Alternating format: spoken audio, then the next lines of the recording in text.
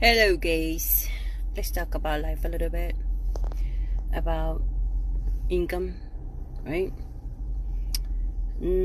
I know it's hard to go to that 9 to 5 job and come back and then have to do another stuff or something else like that.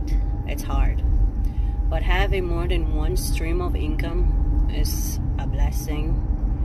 If you have any knowledge of anything that you can do, like cooking, doing hair, cleaning, whatever it might be, just put on that jacket full force and keep going at it, because everything is so expensive nowadays, and then you get so tight. I know, especially for my single moms, this is like the hardest part, because when are you gonna have time to spend with your kids? And that's when you need to get closer. Try to make friends around you, and support each other. Babysitting your kids. Take turns. And let the other person work too and do the same. And then you'll see. Some things will come around, And if you want to do some certificates, some license that will get your foot out there. Like, I'm gonna tell you what I do. Right now, I am doing 9 to 5 for a little bit. Yes, I'm doing real estate, which is picking up, thankfully. I do hair on the side. I cook sometimes. I am a life insurance agent. Those are two major licenses you can get. They're not the hardest one. Just go out there and start doing your thing, Life is hard, it's not easy, but you can make it easier for your kids' future. There are some sacrifices you have to make along the way. I've done them and I'm doing them right now. It's not always a wise idea to buy that brand name or go out on vacation, go spend all that money you have been putting aside. Just be cautious about your spending and your investment too. Buying a house is like the biggest investment you could do. How do you think all these people get rich over and over again? Because they're invested in the housing market is one of the biggest investments with the biggest returns. And I don't care, you have Bitcoin and all that stuff, but housing is where it is. So if you're able to buy something right now, go ahead and do it, because you have a bigger return in the future. I'll tell you how I did it. This is my fourth home. I've owned four homes in my life. I started out with my first marriage. We bought one. We got it for $120,000. That's back in 2011 when the market was great. And then when we split up, we didn't make any profit out of it because we sold it quick after a year. You need to be in that home for 2 years so you don't pay that tax. I did not know that, but now I do, and I'm telling you what to do. So if you live in your house for 2 years and you're a single person, you have up to $250 to make off of that house and not pay on. You don't pay tax on it. It's all yours. If you're married, it's up to $500,000. Can you imagine pocketing $500,000 right now? And then you go around and buy more? So with my first home, I didn't make any money. But then for the second one, I was ready. And I knew what to do. So I found a nice property in a great neighborhood in New Bedford, Massachusetts. It was on the market for a while. Nobody was buying it because it had some weird layout. But it had 3 bedrooms, 2 baths, 2 full baths, yes. A nice driveway, a big backyard. And the location, guys, location was awesome. So I was able to, I lived in there for 4 years. My house went up. The house went up, so I was able to sell that house for $215. I bought it for $138. I sold it for $215. $215. So do the math. back then I was a single mom. I was working one job, but then it wasn't cutting it. So I went on and got another job part-time, twice a week. I was able to afford more stuff. I was able to even take vacations with my son. I remember I took him to Disney World, and I took him to Washington, D.C. to visit our family, our friend. That was amazing. It felt so good to be able to do that after like 2 years of going at it as a single mom. Then I got married in 2017, and my husband has big family, and he wanted his parents to come visit too. So we decided to buy another house. So with whatever money I would pocket out of this one, I would invest it in the bigger house. So that's what we did. We bought the third house, and it was bigger, better location. As we went on for the third house, it was amazing. We were close to the beach. It was like a dream.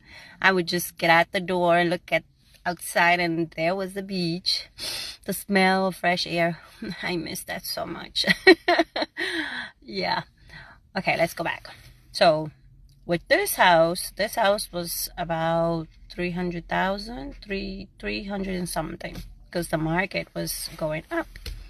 So again, that area started getting a little too much, too noisy, and a little dangerous, just to say it like that, just put it like that.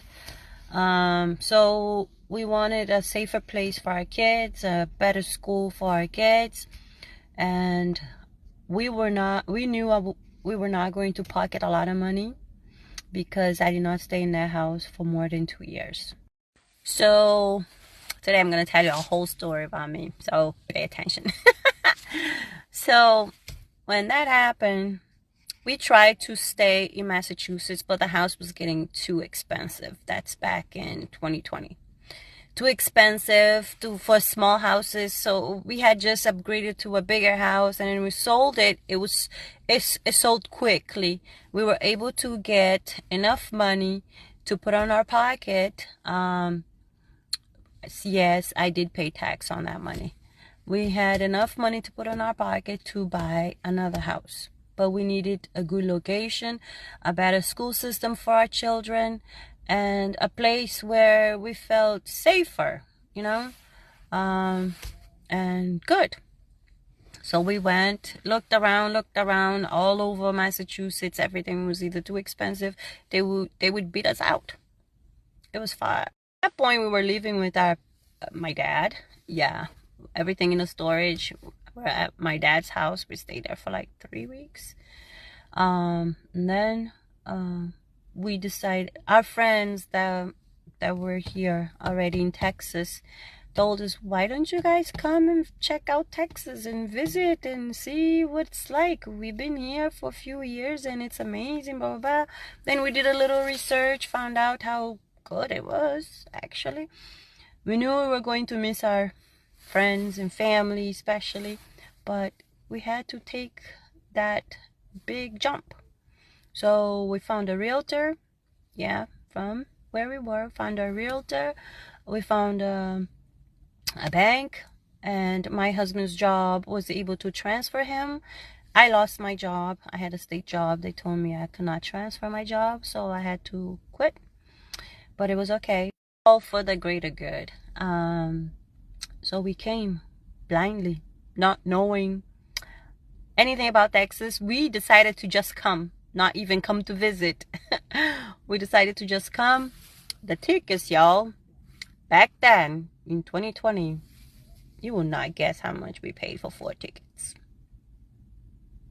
$200 and some change. Yep, I wish. $200. So we packed everything. Everything was already packed. We rented a truck to bring our stuff, and it stayed in the storage for a while we were living here looking for a house. Our car came in another truck. We paid about $900 or $1,000 to be sent from Massachusetts to here. So yeah, we found an apartment. yeah, we found an apartment. My husband started working in here, and me, I had no job. So Alana was 2 at the time, so we decided to stay home with her until she was at age to go to school. And we were looking for a house. It took us a month and a half to buy our own, which was amazing. We leased it for a month, and then we moved in back in November of 2020. Yeah, November 2020 we moved in there. So it's been amazing. We bought that house for $380. A year ago, 2 years ago, it was appraised at $580, guys. $580. Can you imagine what we can do with the money that's in there already? So just to tell you, invest yourself in a house. Invest, but only do it if it's the right time for you, meaning money. Can you afford it? Can you live okay without being so tight, without the stress, without anything? Yes, go for it. Go for it and make things happen. All right? So this was a little bit about my story. I didn't plan it for it to go this long, but I'm glad to put it out there. I'm gonna make a little video. I'm gonna save all of them and then I'll post it. I'll make a nice reel about it. So yeah, if you can, just go out there, do your thing, do your best every day, and try to evolve every day. Try to train yourself, build yourself up, get licenses. If you have to go to school, go to school, do whatever it takes, but don't sit and then just hope for something to happen. Hope doesn't take you anywhere. It doesn't. Actions do. Okay?